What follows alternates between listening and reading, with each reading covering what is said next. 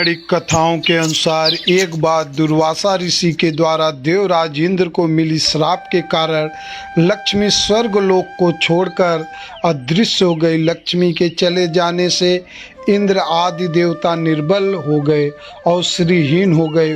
उनका सारा धन वैभव लुप्त हो गया। जब यह खबर दैत्यों को मिली तो उन्होंने स्वर्ग पर आक्रमण कर दिया और देवगढ़ को पराजित कर स्वर्गलोक पर अपना कब्जा जमा लिया। उसके बाद निराश होकर इंद्रदेव गुरु बृहस्पति और अन्य देवताओं के साथ ब्रह्मा जी के शरण में पहुँचे। हे ब्रह्मदेव, हमारी रक्षा कीजिए। दैत्यों ने स्वर्गलोक पर अधिकार करके हमें स्वर्गलोक से बाहर कर दिया है। देवराज इंद्र, देवी लक्ष्मी को पुनः प्रसन्न करने के लिए आप सभी देवता भगवान नारायण की कृपा दृष्टि प्राप्त करो, तो उनके आशीर्वाद से आपको खोया वैभव और स्वर्ग पुनः मिल जाएगा। इंद्र और अन्य देवताओं के आग्रह पर ब्रह्मा जी उनके साथ भगवान विष्णु के पास पहुँचे। हे प्रभु, आपके श्री चरणों में हमारा कोटि कोटि प्रणाम। भगवान, माता लक्ष्मी हमसे रूठ गई हैं और दैत्यों ने हमें पराजित कर स्वर्ग पर अधिकार कर लिया है। अब हम आपकी शरण में हैं, हमारी रक्षा कीजिए। हम सब जिस उद्देश्य से आपकी शरण में आए हैं, कृपा करके आप उसे पूरा कीजिए। देवराज इंद्र, घबराने से काम नहीं बनेगा। मेरी बात ध्यान पूर्वक सुने। दैत्यों पर इस समय काल की विशेष कृपा है, इसलिए जब तक तुम्हारे उत्कर्ष और दैत्यों के पतन का समय नहीं आता, तब तक तुम उनसे संधि कर लो, क्योंकि केवल यही तुम्हारे कल्याण का उपाय है।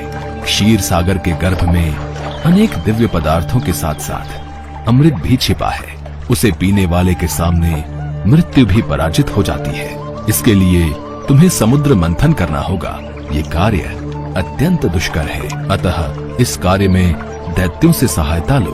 कूटनीति भी यही कहती है कि आवश्यकता पड़ने पर शत्रुओं को भी मित्र बना लेना चाहिए। तत्पश्चात अमृत पीकर अमर हो जाओ, तब दुष्ट दैत्य भी तुम्हारा अहित नहीं कर पाएंगे। वे जो भी शर्त रखें उसे स्वीकार कर लो। ये बात याद रखो कि शांति से सभी कार्य बन जाते हैं, क्रोध करने से कुछ नहीं होता। देवराज इंद्र, तुम दैत्यों के राजा बलि के पास जाओ और समुद्र मंथन का प्रस्ताव रखो। जो आज्ञा प्रभु। भगवान विष्णु के परामर्श के अनुसार इंद्र आदि देवगण दैत्यराज बलि के पास संधि का प्रस्ताव लेकर गए।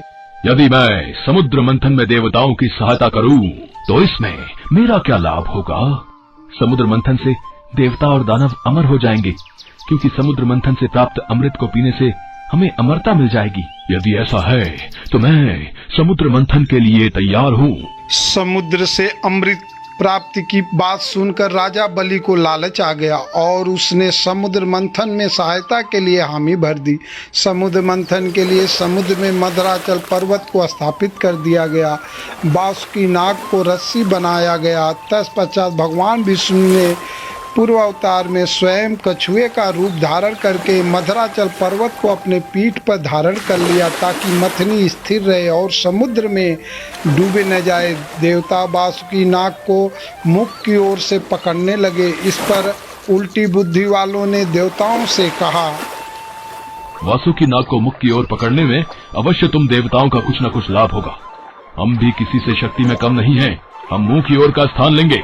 ठीक है, तो हम पूंछ के भाग से पकड़ लेंगे। हमें इसमें कोई आपत्ति नहीं है। अमृत पाने की इच्छा से सभी बड़े जोश और वेग से मंथन कर रहे थे। तभी समुद्र में से कालकूट नामक भयंकर विष निकला। ये सब क्या हो रहा है? समुद्र में से तो विष निकल रहा है। ऐसे तो हम सब मारे जाएंगे। भागो, ये विष है, भागो। हमें भगवान भोलेनाथ की शरण में जाना चाहिए। अब वही इस परेशानी का हल बता सकते हैं। महादेव, समुद्र मंथन से विश्व बह रहा है, जो पूरी पृथ्वी पर संकट फैला रहा है। प्रभु, कुछ कीजिए।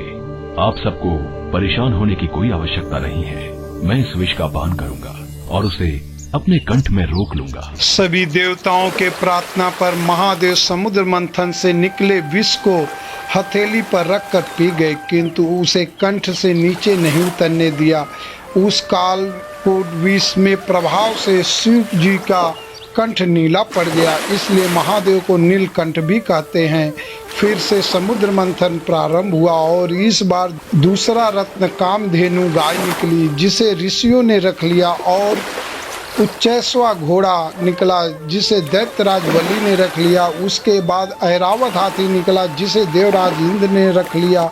ऐरावत के बाद कौष्टिक मणि समुद्र से निकली, उसे भगवान विष्णु ने रख लिया। लक्ष्मी जी निकली, लक्ष्मी जी ने स्वयं ही विष्णु भगवान को वर लिया। और अंत में धन्वंतरी देव अमृत का घड़ा लेकर प्रकट हुए। धन्वंतरी के हाथ से अमृत को दैत्यों ने छीन लिया और उसके लिए आपस में ही लड़ने लगे। इस अमृत को पहले मैं पीऊंगा। नहीं, ये अमृत पान पहले मैं करूंगा। नहीं, मैं पीऊंगा। नहीं, पहले मैं। ये दैत्य तो आपस में ही अमृत कलश के लिए लड़ रहे हैं, परंतु हमारे पास इतनी शक्ति नहीं कि हम इन दैत्यों से लड़कर अमृत कलश को ले सकें।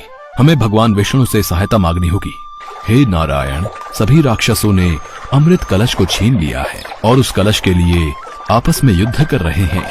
दुर्वासा ऋषि के श्राप के कारण देवता दैत्यों से युद्ध करने में सक्षम नहीं हैं। आप इनकी सहायता कीजिए। आप चिंतित मत होइए ब्रह्मदेव, मैं देवताओं की सहायता के लिए मोहिनी रूप धारण करूंगा। देखते ही देखते श्री भगवान विष्णु ने मोहिनी रूप धारण कर लिया, जो बहुत ही सुंदर रूप था, और वे दैत्यों के पास पहुंचे। आओ शुभगे, तुम्हारा स्वागत है। हमें अपने सुंदर कर कमलों से ये अमृत पान कराओ। हे देवताओं और दानवों, तुम दोनों ही महर्षि कश्यप जी के पुत्र हो, फिर भी परस्पर लड़ते हो। मैं तो स्वेच्छाचारिणी स्त्री हूँ।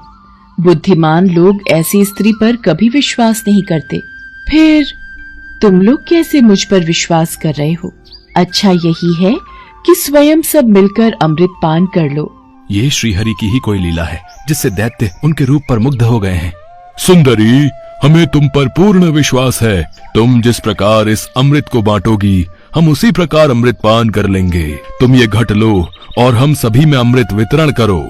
यदि आप इतना आग्रह कर ही रहे हैं तो ठीक है, आप सभी दैत्य और देवता अलग अलग पंक्तियों में बैठ जाइए। मैं सभी को बराबर मात्रा में अमृत पान करा देती हूँ।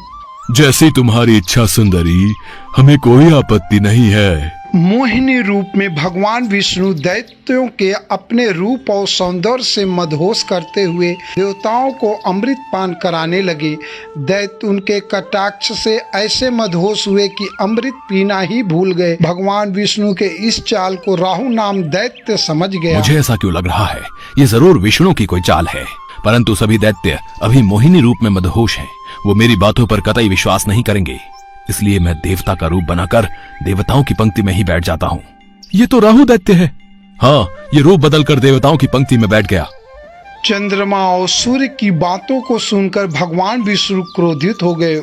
उन्होंने तत्काल अपने सुदर्शन चक्र से राहु का सिर गर्दन से अलग कर दिए।